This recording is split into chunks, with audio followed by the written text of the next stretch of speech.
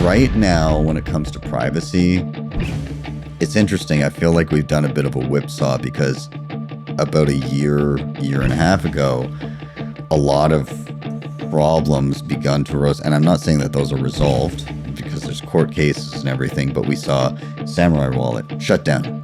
We saw Wasabi Wallet sunset their CoinJoin coordinator. And so like a lot of these things just started disappearing. But what we've seen since then, outside of the course, just strictly from a technology perspective, is CoinJoin coordinators pop up in the wild. So you can sub those into Wasabi Wallet and it will now function again. We saw a fork of Samurai Wallet, including the Whirlpool coordinator, so you can CoinJoin again, and that is live now. And so these tools just came up, but anonymously developed and out there in the wild again, which is great to see. All views expressed by the host or guests are solely their own opinions. Nothing stated in this podcast should be considered a specific endorsement to make any particular investment or follow any specific strategy.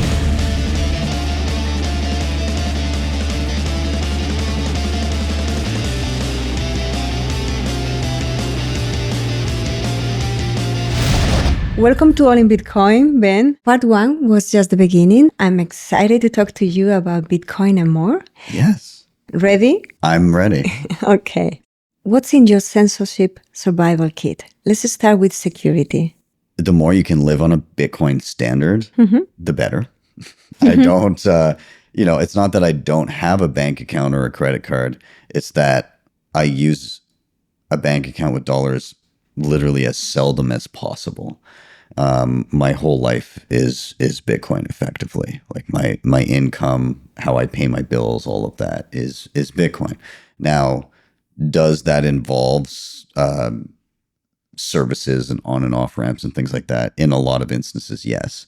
But I think when you're talking about censorship resistance in a financial sense, I think the number one tool that all of us have are local communities and relationships.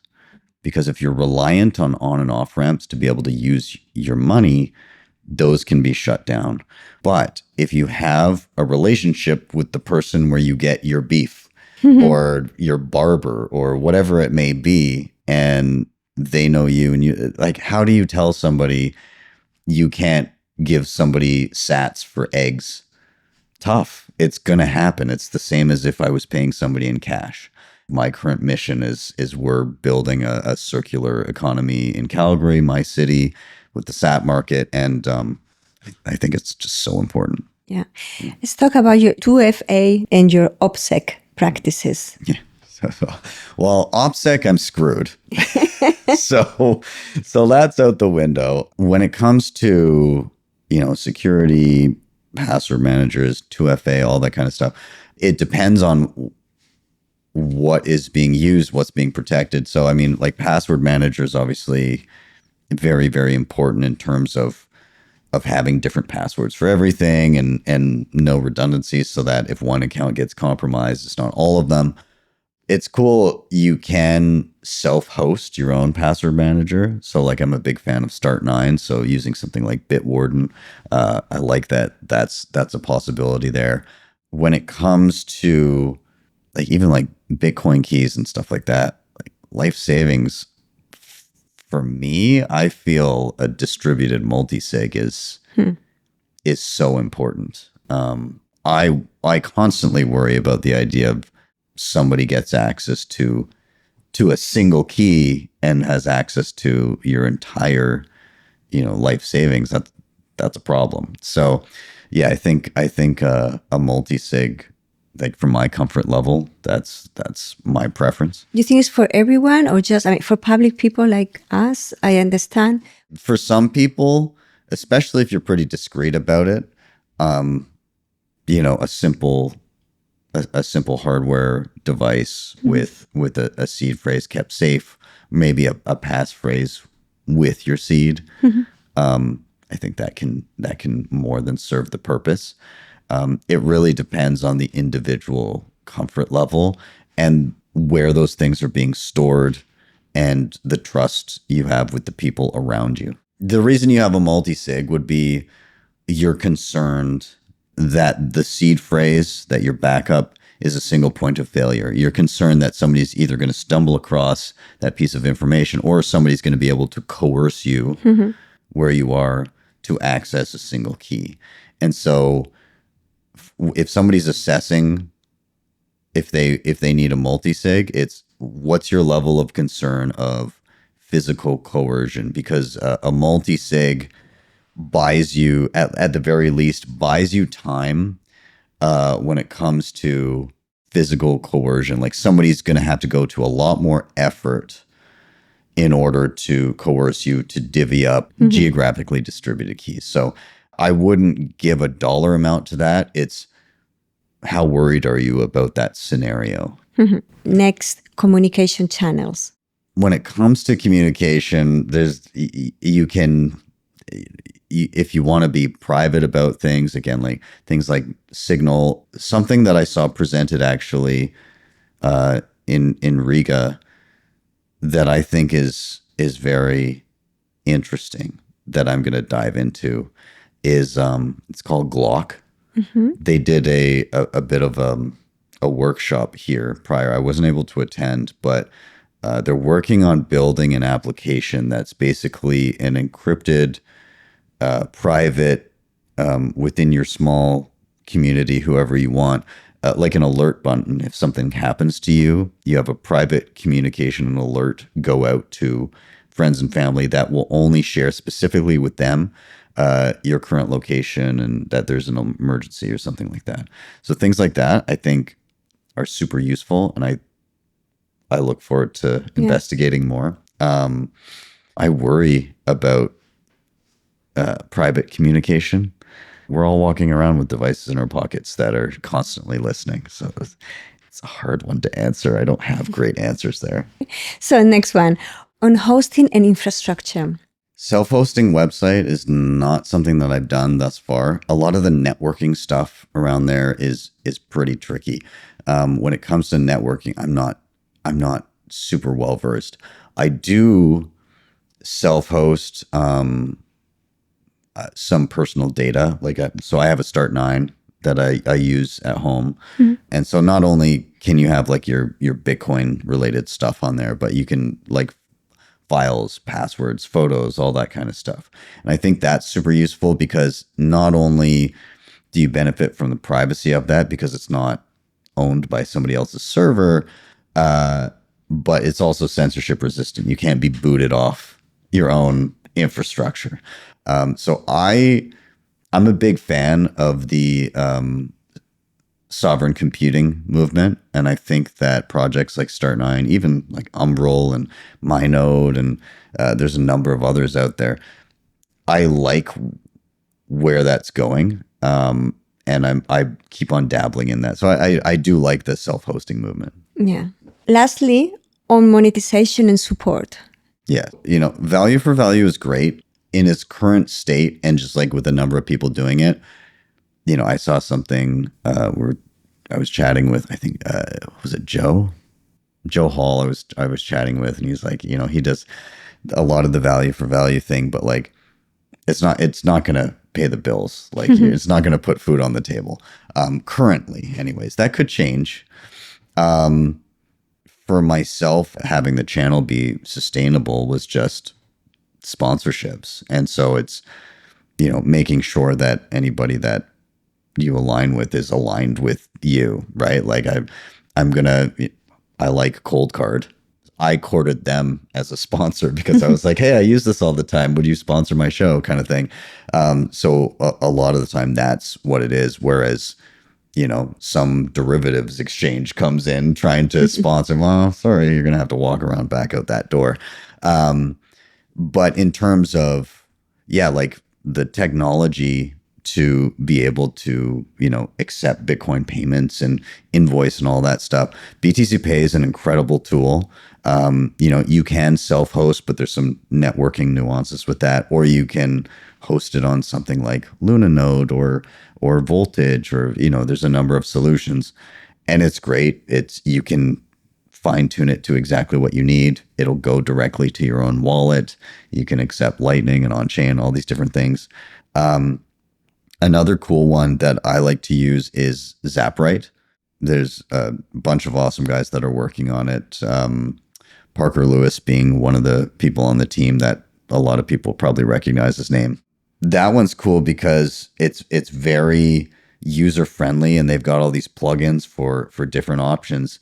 And again, they don't hold the money for you. It's just like a portal so that people can see a nicely presented page or invoice or whatever it is, and then it just links to your own Bitcoin wallet or cold storage or Lightning node or however you want to do it. So I think Zapright is great. Right now, when it comes to privacy, it's interesting. I feel like we've done a bit of a whipsaw because about a year and a half ago, a lot of problems begun to arise. And I'm not saying that those are resolved because there's court cases and everything, but we saw Samurai Wallet shut down. We saw Wasabi Wallet sunset their CoinJoin coordinator. And so like a lot of these things just started disappearing.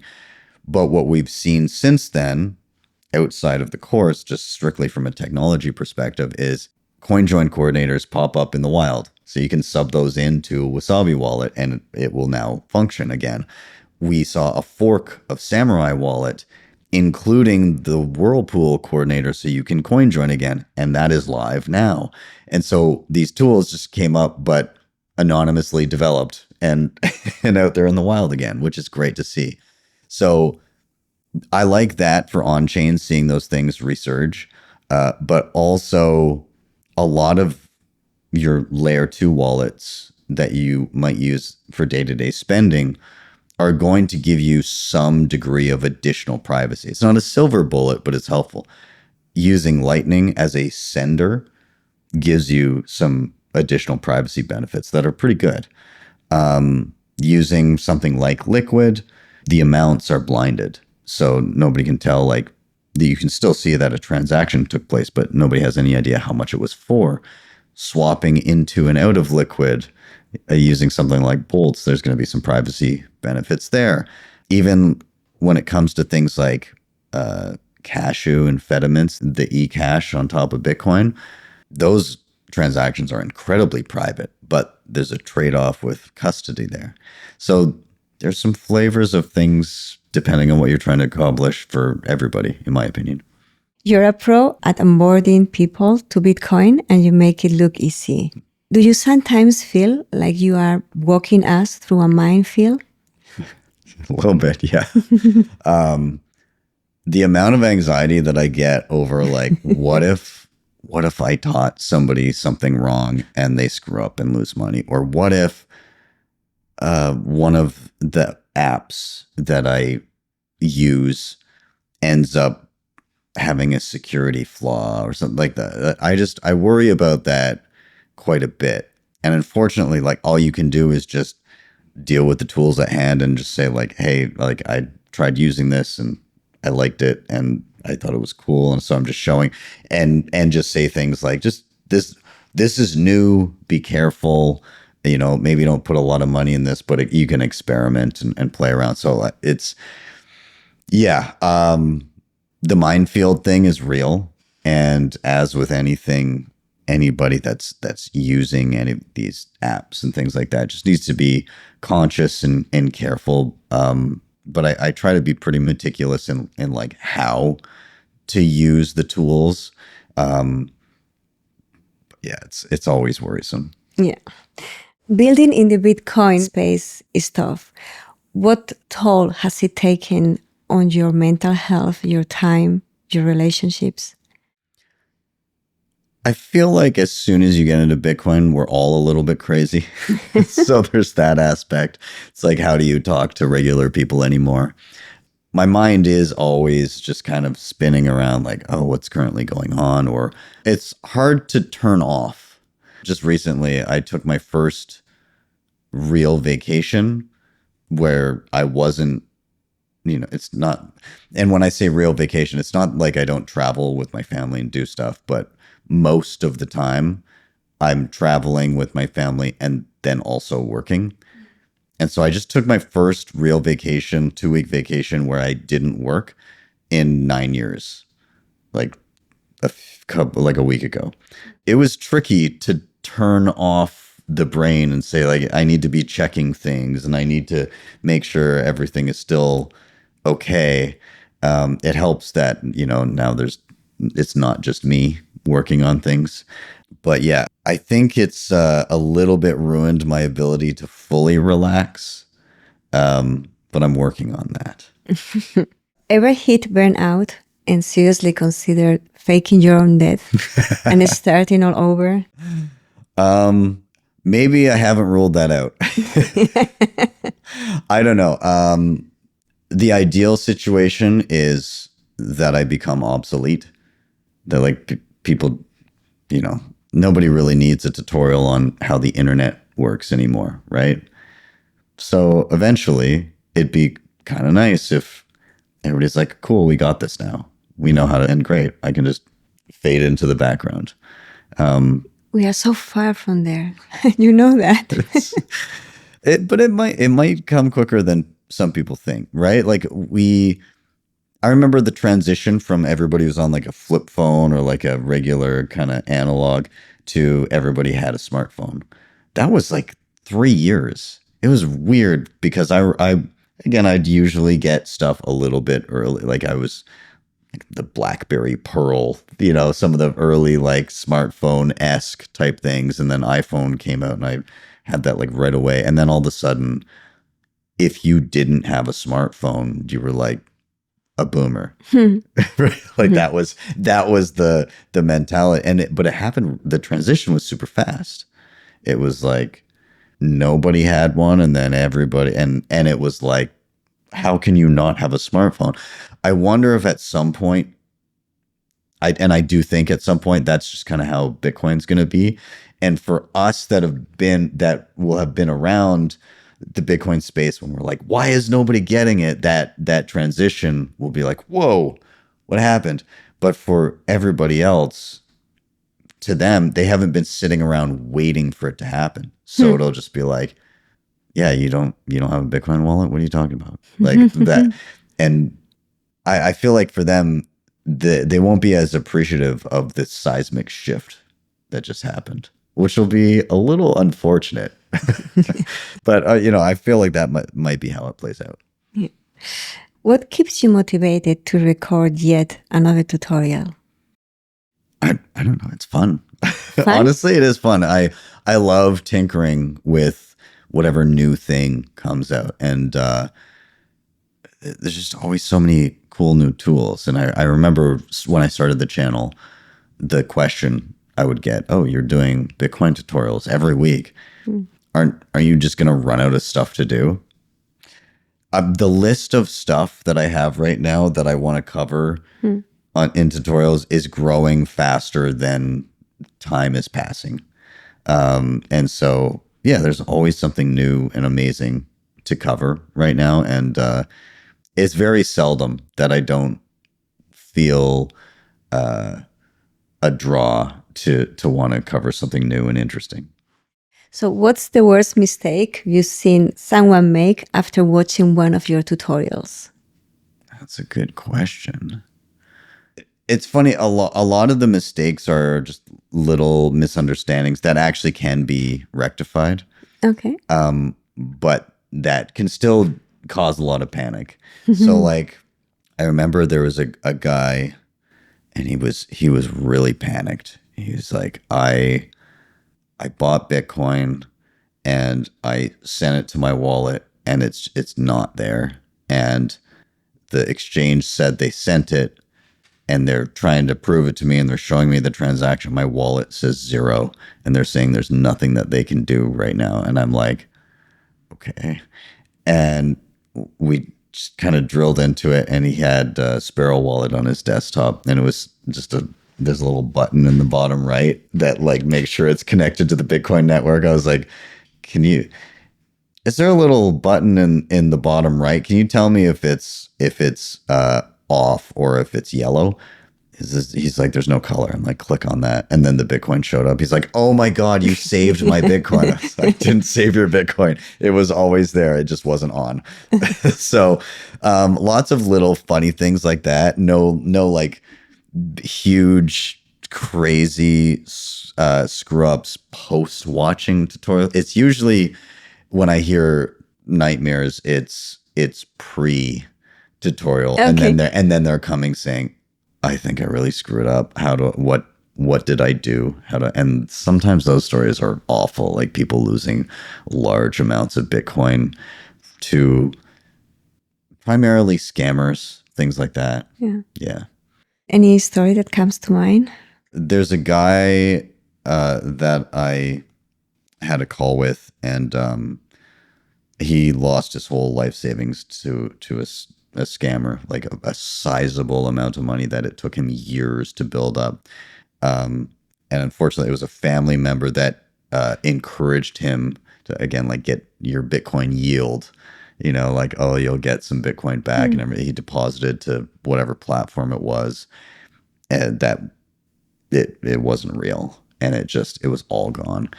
So he had to start from scratch, and he did start from scratch. But when he came to me, he's like, I just want to confirm that this is gone. And I looked, I said, yeah, it's gone. But to his credit, he's like, all right, well, I'm starting over, and I'm going to do it with best practices, and started on the path to, okay, how do I cold storage, all that kind of stuff, and just started over. Is what you say, to his credit. Many people would have just said, I hate Bitcoin. I don't want to know anything about it. No. What's a mistake of your own that you still think about? Like a technical one, like where I screwed up, or what anything. Anything? Funny enough, not too many like really detrimental financial things where I've like lost Bitcoin because of a technical mistake. Surprisingly, there's been tons of little ones where I'm like, it just comes with the territory. It's like, I'm going to try this brand new wallet that nobody's used, and it's still in like alpha. And then you go to use it, and it's just like, well, there goes $50 or something. And everything I do, I'm like, I'm just going to do it for real. And so, yeah, I'm sure some of the skin in the game over the years probably adds up to a fair amount that's been lost. But at the time, it's like, $50 or something.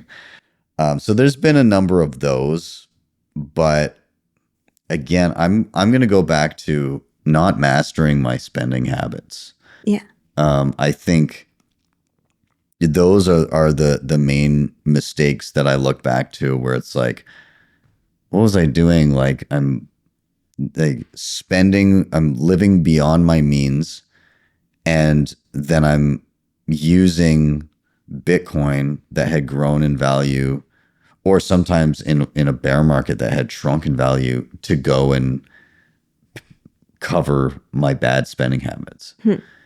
So those are the ones where I'm like, oh God, like if I would have gotten that under control earlier, I would have been able to save so much more. Yeah.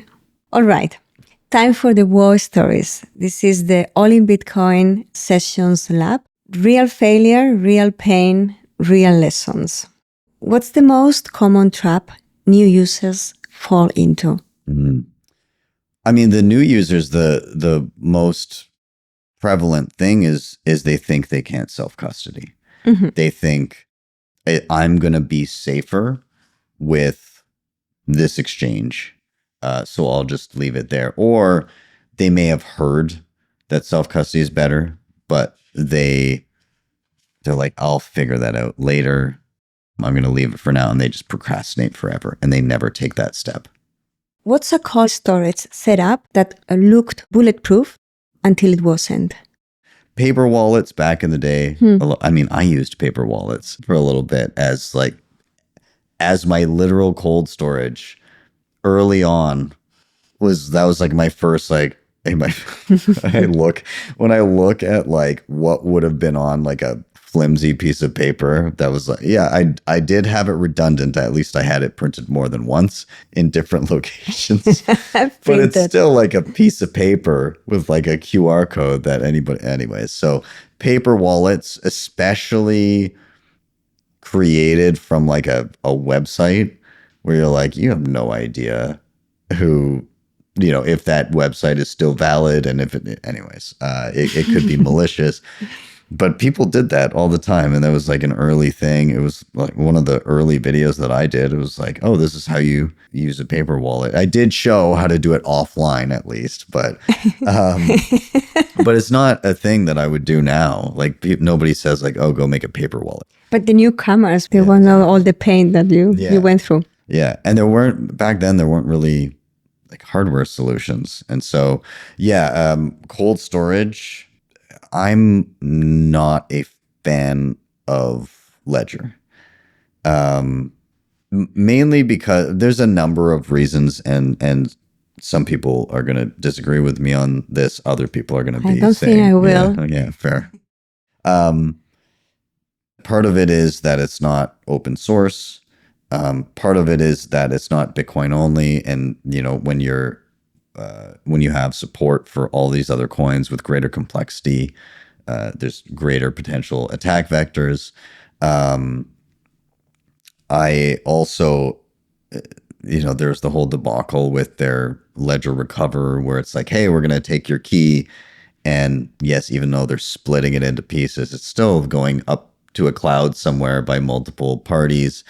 And they're on record having said, like, if they had a law enforcement request, that yes, of course, they'd be able to provide the keys to the authorities, which then leads me to say, like, what if somebody internally pretended there was a law enforcement request? Like, it opens itself to internal malicious intent of a rogue employee. So I'm not a fan of kind of the direction that's gone, and it's always been closed source. So that's a whole other thing. But as I've learned over the years, I've leaned away from that as a solution. Yeah, and let's not forget that they get hacked from time to time. The handling of customer data has, for lack of a better term, left a lot to be desired.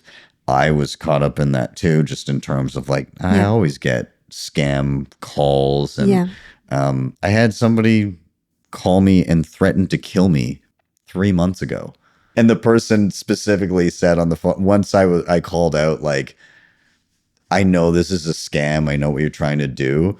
The guy specifically said on the phone, I'm going to get all your crypto, which would denote that this is how the person knows that, I'm a quote unquote crypto person. But yeah, and then threatened I'm going to come to your house and I'm going to kill you. Great. Thanks, Ledger. Thanks, Ledger. Where are the measures in place for these threats? So, I mean, if you're buying anything, like you're buying hardware or anything like that, ship to a PO box would be better. If you don't have to provide personal information, even better. I know that CoinKite itself, so if you're getting like a cold card, they wipe their customer database at regular intervals. But if you want your information gone sooner, then you can specifically email and request that they remove it, and they will. So just things like that. As I said earlier about OPSEC, I'm kind of screwed. So that's just how that is. But if you're really concerned about people knowing you have anything, then, obtain Bitcoin non-KYC. So there's a variety of options that you can go online depending on your jurisdiction. You can use things like HODL.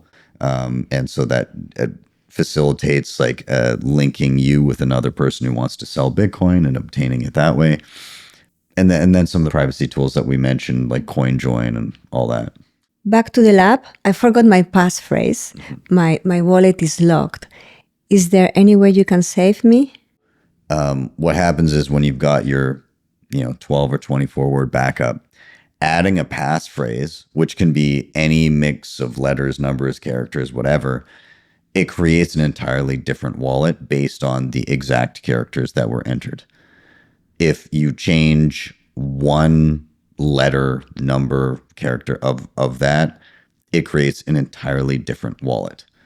And that wallet will just have never been used. It'll just show up as a blank wallet. So there is it's kind of like, if you can't find the vault, you can't open it. You may have most of the key, but like you can't, if you don't know where the money is, you can't use it.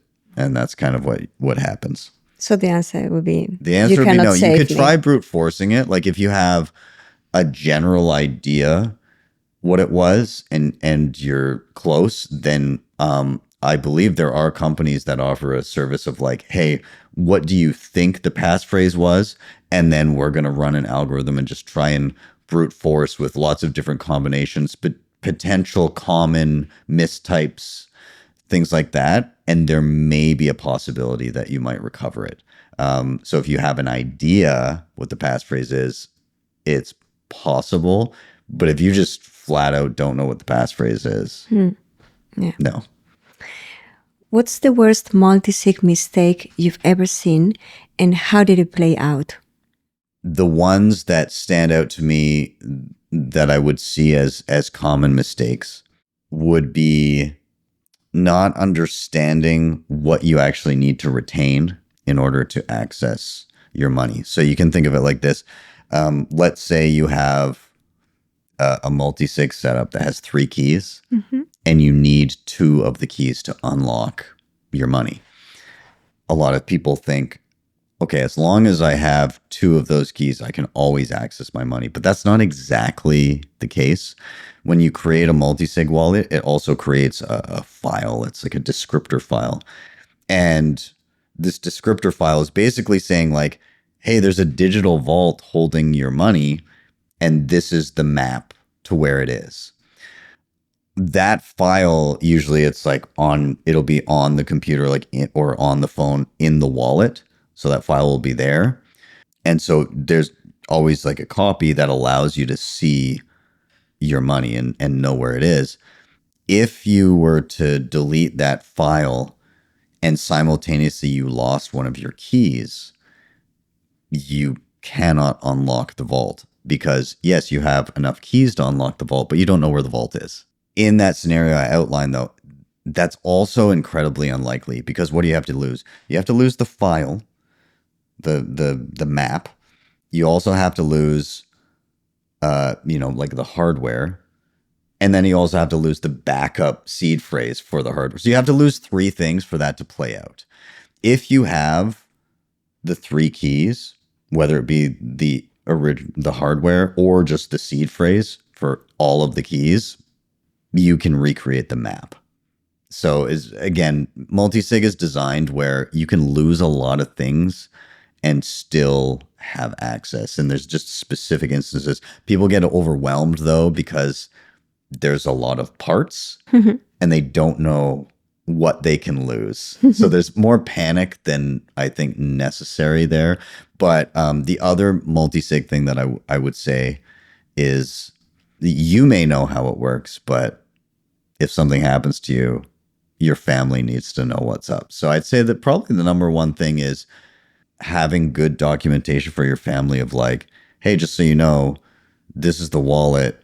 Here's where I've distributed the keys so that if something happens to me, you can get it. Or doing like an assisted multi-sig where that process is automated for you so they get everything they need. For the assisted multi-sig, the one that I really like is Nunchuck. So Nunchuck is primarily a mobile first wallet, but it allows you to use things like Cold Card and Tap Signer and a ton of other hardware actually. But it allows you to automate the process where in an encrypted way, your family members, without having to know a lot, they will get a key. Even if they don't fully understand what they're doing, it allows them to have a key and in tandem with a key that Nunchuck has, obtain their inheritance afterwards. And it also prevents Nunchuck from being able to rug pull the money from anyone. And all they need is what you give to them is 3 English words and a password, like a string of numbers and letters. And so when the time comes, they get an email that says, you have an inheritance. What are your 3 magic words? And what's your password? And then the next thing, it's like, okay, you have Bitcoin. You can either put it into a wallet on your phone to get started, or you can send it to a different Bitcoin wallet. And it basically handholds them through and says, like, this is what you need to do. And it's all very automated. That's interesting. That's very nice. I didn't know. I sent BTC to a black hole. Is there any fix? So like you sent it to an address that is not your own. Short of the person who owns the address and you politely asking them to send it back, there's nothing. It's like there's no take backsies. No. Have you seen any real fee disasters? What happened? Yes. Fee disasters in terms of overpaying fees and things like that. The one that I saw, and we're not out of the woods for this, I think it'll pop up again, but we've seen obviously spikes in fees for various reasons, but a lot, like right around the time that ordinals, before people stopped caring, when that was happening, a lot of people, they're not familiar with the idea of UTXO management. And like, so if somebody listening to this doesn't know what that is, a Bitcoin wallet, it's not just a balance. It's not like, oh, you have this amount of Bitcoin and it's just one thing, like a bank account balance. It's more like cash. So every time you receive a Bitcoin transaction, it's like getting a new paper bill in your wallet. And when you open up your wallet, you can see all the bills. With Bitcoin, the fees have nothing to do with the amount that you're spending. They have to do with the amount of data that you're using.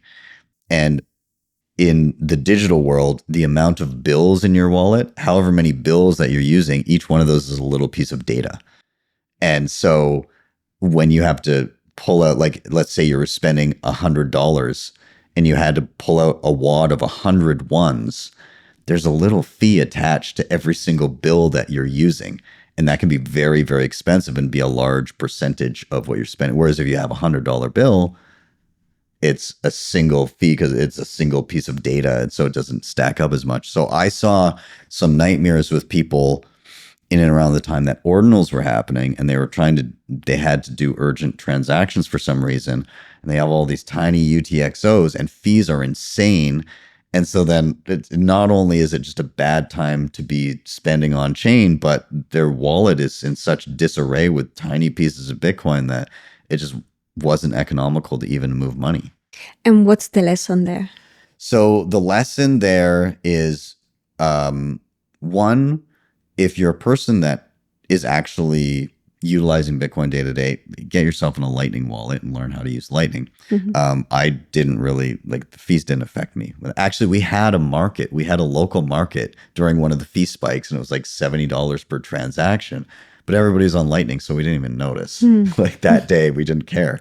So the lesson there, though, would be if it's your on-chain Bitcoin and you're looking at your wallet, it's not, especially if you're like DCAing and you're buying small bits of Bitcoin, if you're pulling it to self-custody in small amounts, like $20, $50, $100, you have all these small bills sitting inside your wallet. And so what you can do when fees are low is you just send your money to yourself. And it's kind of like you had a bunch of tiny gold coins and you melted them down into a gold bar. And what that's going to do is if fees are high later, then you don't have as many pieces of Bitcoin to pay fees on. Good one. What are the most common reasons Lightning payments fail, and what are the simplest ways to fix them?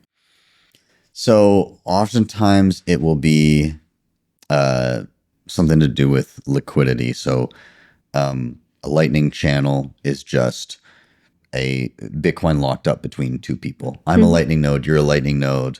There's Bitcoin locked up between us. It's a multi-sig, actually. I have a key, you have a key. But we're just sending more or less messages back and forth, or pre-signed transactions back and forth, saying at any time we can settle and you're going to get this much and I'm going to get this much. But extrapolate that out to, you have channels to other people, so I can bump payments through you to others. And so what can happen is, especially if you're going to send like a large payment, we may have a large enough channel, but maybe some of your connections, you don't have a large enough channel. So there's not enough capacity to facilitate where it needs to get to. This will primarily happen if either yourself or the vendor is kind of set up themselves. It's not like an automated thing, and they have small channels, or they don't really know how to do channel management. If you're just looking for an easy Lightning spending wallet, there are a few good options that still keep you self-sovereign. So if you don't want to deal with channels at all, if you're like, listen, this everything you just said is Greek to me, I don't want to deal with that at all, just use Aqua Wallet. Aqua Wallet, like it actually uses something called Liquid Network in the background, but there's like an auto swap that happens, meaning that you can receive a Lightning payment, but then you end up with what's called liquid Bitcoin, which is it's a side chain of Bitcoin. We're getting a little bit technical here, but nonetheless, the crux of it is it functions in the very same way where you don't need channels. You just have like a UTXO. You can just send freely. You don't have to worry about any Lightning channels. So that's a very easy solution. If you're a purist and you want to have like your own Lightning channel, but you don't want to have to think too much of it, then something like Phoenix would probably be the route that you would go, where you can receive Lightning payments or you can receive an on-chain payment, and it will just automatically create a Lightning channel for you, and then you can just freely spend, and it doesn't matter. There's some nuance to the channel side of it. If you're going to be receiving a lot, you can just check the tutorial. Yeah. I'm not going to get too technical with it, but if you're a purist and you want the channel, then I'd do Phoenix. Phoenix. Okay. What's the most underrated thing people forget to back up and pay for later? Honestly, I it's silly, but it's the number one thing that everybody should do is just like, where's your seed phrase? Where did you put it? Like just remembering where you put it, because people will write it down when prompted, mostly. But a lot of people, they'll shove it. They're not thinking much when they put it somewhere, especially if it's kind of early on, and then they start adding more and more to their Bitcoin wallet later, and then it's all of a sudden it's more than it was. Yeah, it's just like keeping track of where did you have everything. The other thing in and around that, it's not just not backing it up, but it's testing the backup. This is where people really run into trouble, because they'll write it down hastily and they'll never actually try restoring it. And sometimes people will mistype a word, like miswrite a word, or they can't really read their writing. And then there's this panic moment when they go to input it to a wallet for recovery for the first time ever, because they deleted something. They're like, oh, I'll get my backup. And they've never done this before. And then they type it in and they're like, it's like, that's not a valid seed. And then you're trying to figure out, okay, which one of these words is wrong and how did I write it wrong? And that's a panic moment for a lot of people. So back up your seed phrases, but more than that, practice recovery when you start the wallet, when you create the wallet. And I would even say, do that recovery with a little bit of skin in the game. Not a lot, but like send $50 to the wallet, delete it, and then do the recovery process and see if it works. And if it doesn't, you can take it as a learning lesson of you just learned a $50 lesson instead of a $100,000 lesson later. Yeah. How come someone's cousin pull a boating accident, and what can go wrong? You know, everybody always jokes about their boating accidents. Yeah. Like obviously neither of us have Bitcoin because we love boating. Yeah. We just always lose it. But the reality of somebody saying I lost all my Bitcoin and trying to say that and not being truthful about it, you have to maintain that provably into the future. So let's say for whatever reason, somebody said, I have no Bitcoin anymore. And like they stand really getting in trouble if they're caught lying. The precarious situation they've now put themselves in is if at any point in the future, there's an on-chain, well, really any movement of Bitcoin that indicates that they own Bitcoin at that certain point in time, especially on chain, then it stands to reason that they held that Bitcoin the whole time. So like, it's, you say, oh, I lost the keys to my Bitcoin. It was in this hardware wallet. It was here in this address, but I don't have access to it anymore. Okay. If you say you lost the keys or destroyed the keys and it moves, you're instantly proven wrong. If you say somebody took the keys or stole your Bitcoin and it's moving on chain and you lied, the lie may hold up for a little bit, but if at some point you use Bitcoin, you send it to an exchange under your name, you make a purchase of something that then gets shipped to your house, you do anything that identifies you in any way, and it's a child's transaction of the original funds, it's like you had it the whole time. He also tried CoinJoining, but doxed himself. What's the most common CoinJoin privacy fail? Oh, so yeah, if you CoinJoin, the simplistic way of thinking of it is you're sending Bitcoin to yourself, but you're doing it in tandem with a whole bunch of other people. And there's it makes it difficult to decipher what pieces of Bitcoin, what UTXOs on the other side of that transaction now belong to you.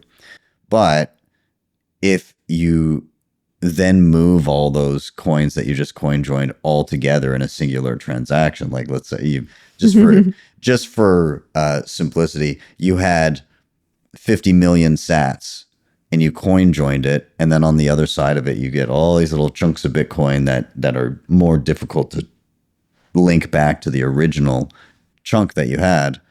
But then you take 50 million sats and move it to cold storage on the other side in a single transaction. It's like, well, there's that person from the beginning of the CoinJoin just putting their money back into a cold. So you undo the work that you did. It's typically like the commingling of your CoinJoin coins alongside something that identifies you as an individual too. So you send some Bitcoin to an exchange or you make a purchase somewhere that requires ID or whatever. And then you commingle the change from that with some of the other coins and stuff. You can kind of think like as soon as on the other side of the CoinJoin, you do something that indicates you own a certain UTXO, if there's change from that, and then it moves in tandem with some other coins, it indicates common ownership. So you just have to be conscientious of what you're doing and who knows what you own if you're worried about privacy in that aspect. So knowing this guy, what's the most common mistake he's probably making with his Bitcoin node right now?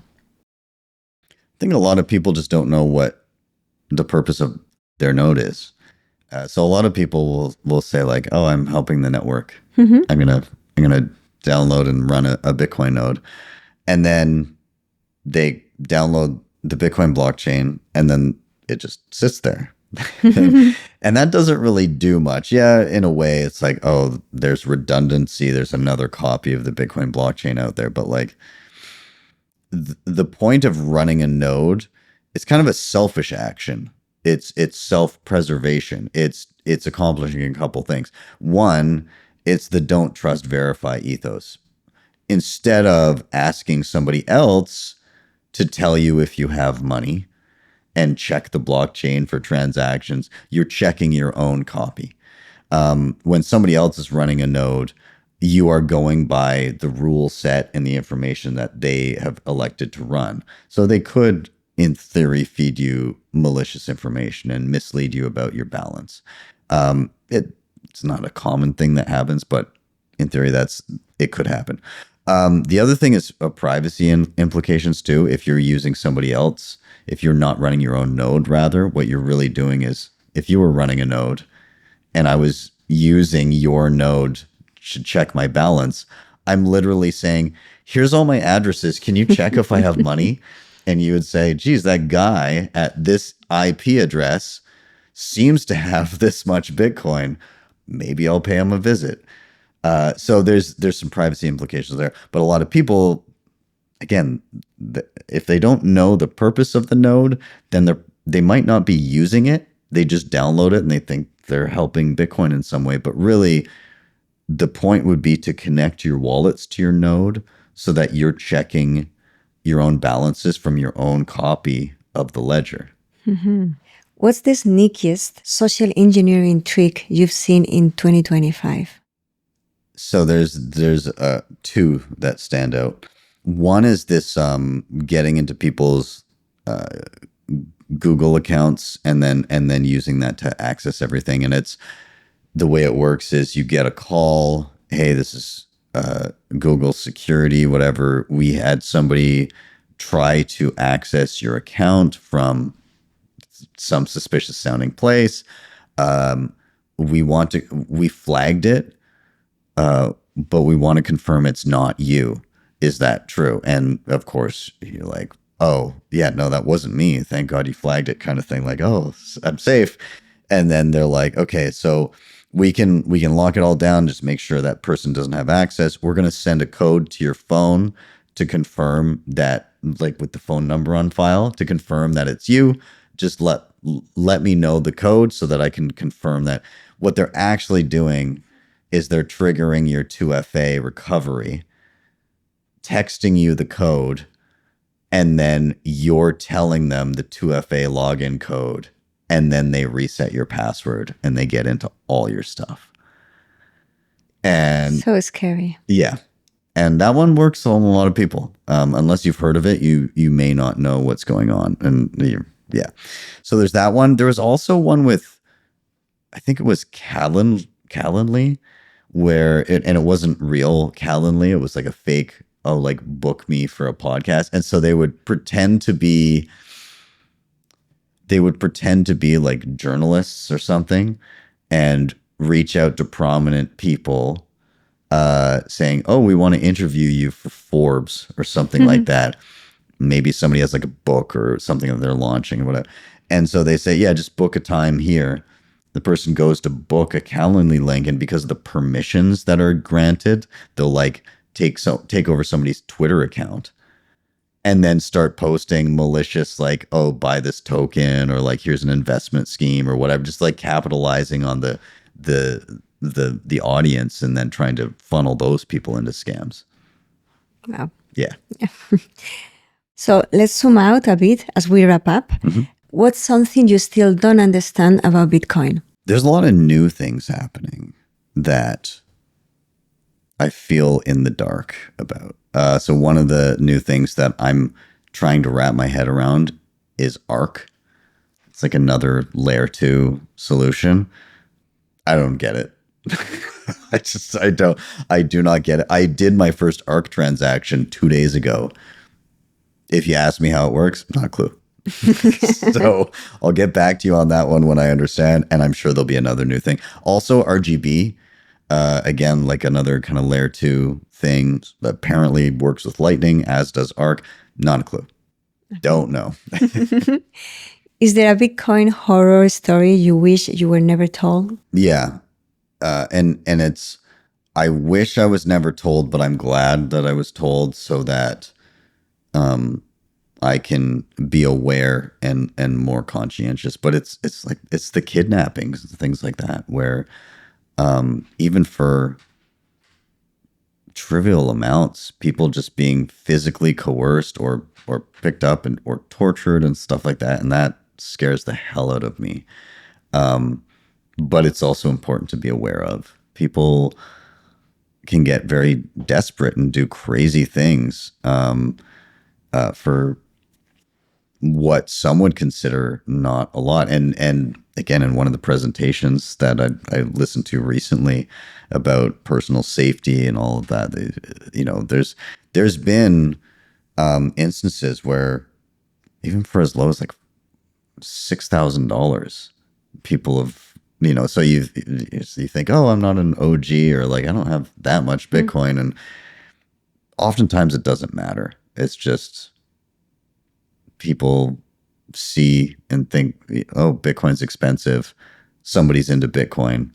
I'm going to target them. So I think just the general, like the rash of kidnappings and threats that we saw in France earlier in the year, there's just always stories like that, and they're becoming more prevalent as time goes on. It scares me, but Someone in your circle has been kidnapped? Not anybody specifically that I personally know. But again, it's more just hearing those horror stories is scary. What would you recommend to avoid these situations? I mean, if you can, remain private. In some instances, like you may not even want to discuss that you're even interested in Bitcoin. That's really hard for Bitcoiners to do. But obviously never discuss how much Bitcoin you have, ever. Like if you say something online, like I have X amount of Bitcoin, even if it doesn't sound like a lot today, 10 years from now, it could be an entirely different story. And somebody could go back and see that post and go, oh, interesting. So being cautious with financial information, home security, things like that, multi-sig in terms of just like protecting the wealth itself. And when you go to conferences, like good practices? Again, I think this is going to be a difficult thing moving forward, but just making sure that you're in groups of people that you trust. If you're in social situations, like you never know, like what if somebody puts something in a drink or whatever, people following you home or like people finding out what hotel room you're in, things like that. You've got to be conscious of that. And not only that, but things like public Wi-Fi, all that, using VPNs, making sure that you just stay on like your cell phone signal as opposed to like don't use the conference Wi-Fi, all that kind of stuff. And don't wear Bitcoin t-shirts. Yeah, exactly. Yeah. So what's a lesson you learned the hard way and wouldn't trade for anything? Very broadly speaking, low time preference and how it applies to more than just your financial decisions. I think that like financially, earlier I talked about, I was treating the symptom, not the cause. I was paying off the credit card, not fixing the spending habits. I think a lot of these low time preference things can extend out to health and even just how you live your life, treating your body right, treating your relationships right, and just all around having a healthy approach and a well-balanced approach to life as a whole. I think that's a valuable lesson that Bitcoiners are learning. And I in terms of the work perspective, like there's been times where I've neglected my personal health because I was doing a whole bunch of work that I was like, this is important. But if I'm unhealthy, then I can't do the work. And so it's all finding a balance in between. There's no free lunch, really. You got to make sure you take care of yourself. Will you repost this conversation across all your legacy platforms and Nostra, of course? Yeah, of course. It's awesome to be able to share them. Thank you, Ben, for your time, this generous conversation. I've learned a lot from it. Where can people follow you and your work? Yeah, so you can find me on YouTube. Just search BTCsessions. On X, just search BTCsessions. Look out for the fake accounts. And on Nostr, BTCsessions at primal.net. You should be able to find me pretty easily there. And if you're specifically on that education train and you're just looking for kind of like a fast track, what are the important things I should learn? I actually have created a dedicated page where it's like one video from each major topic, from beginner all the way up to advanced. And you can find that, just go to usingbitcoin.io and you'll land on my Learn page. Thank you. It's been great having you on. Can't wait to have you back. Till then, stay sovereign. Thanks for having me. I appreciate it.